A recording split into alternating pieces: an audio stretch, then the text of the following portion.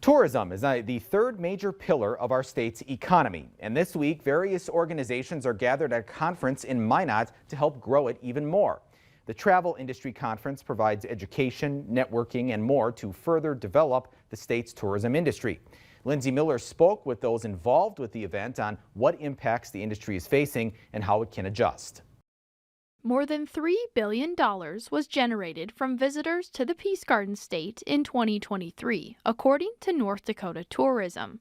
Sarah Audie Coleman with North Dakota Tourism says that the money impacted all 53 counties. However, she says the industry is seeing some decreases due to recent politics. February, our border crossing numbers were down as well as March significantly. She says in February they saw nearly a 24% decrease in Canadians crossing the border. Research that just came out today showed that a lot of them just don't feel welcome here. While this may seem concerning, marketing tactics can help. It creates a turnover of tourism year to year that provides new investment into a community. Josiah Brown, CEO of Famous Destination Marketing, says tourism is transitioning from one-week vacations to a lifestyle for younger generations. Their dollars can help us build better places for the local all year round. Brown says destinations can focus on marketing their uniqueness to not only gain new visitors, but better their communities with improved planning efforts.